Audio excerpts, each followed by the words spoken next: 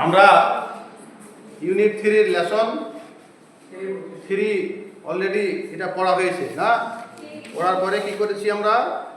Section E, section D, section E গুলো আলোচনা করছি, ঠিক না? আজকের আলোচ্য বিষয় সেকশনের ডি। সেকশন ডি এ do you agree that children have more contact with nature? বলছে তুমি কি রাজি আছো যে ছেলে মেয়েদেরকে যদি প্রকৃতির সাথে কি করা যায়, সংস্পর্শে আনা যায়?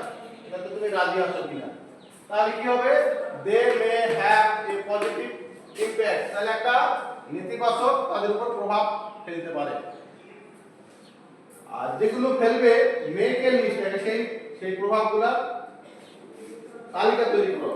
If the benefits or harm they may have, সেগুলোতে যদি তারা কি হতে পারে, উপকৃত হয় অথবা ক্ষতিগ্রস্ত হয়, যদি তাদেরকে প্রকৃতির কাছে বারবার নেওয়া যায়।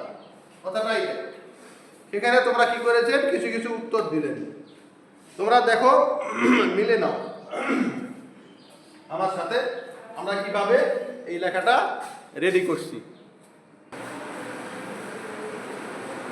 আমরা এই প্রশ্নটা পজিটিভ আনসার পেলাম কি?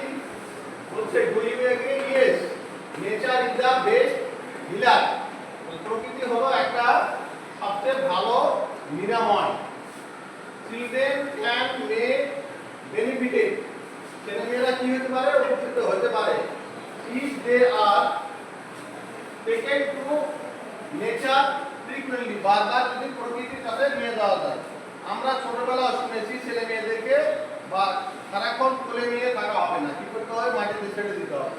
তাহলে এটার সাথে গেলে সাম অফ দে, তাদের মধ্যে আর লিস্টেড দিল, কিছু আমরা তালিকাভুক্ত করলাম। 1. Nature broadens one's mind, nature কি করে, প্রকৃতি কারো মনটাকে বড় করে দেয়।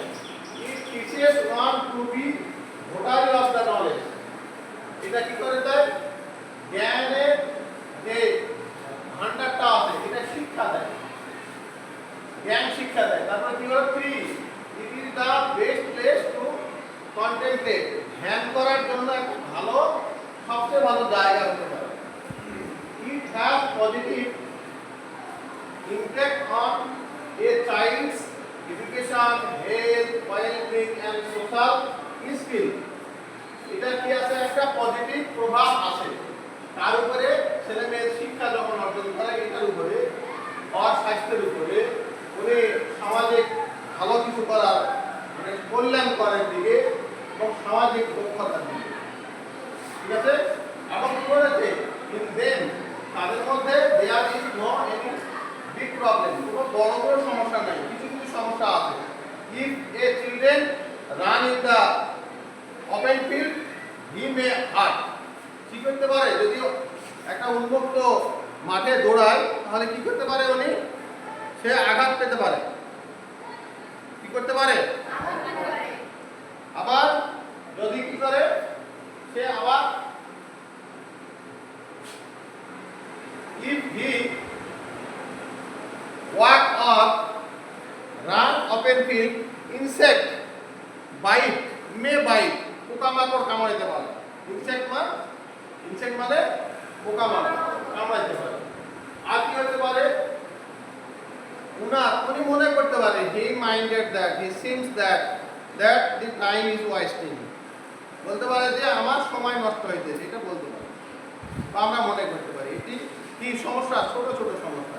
তাহলে আমরা চেঞ্জ ইন পজিটিভ পাস্ট টাইমে মানে অবসর সময়ের গুণধরের যে একটা পরিবর্তন, এই পরিবর্তনগুলোর মধ্যে এই একটা সেকশন আমরা আজকে আলোচনা করলাম। ক্লিয়ার হয়েছে তোমাদের কাছে? আচ্ছা, তাহলে এটা আবার চর্চা করবে, মন হইলে আবার আমার কাছে জিজ্ঞেস করবে যদি সমস্যায় পড়ে। ধন্যবাদ তোমাদেরকে।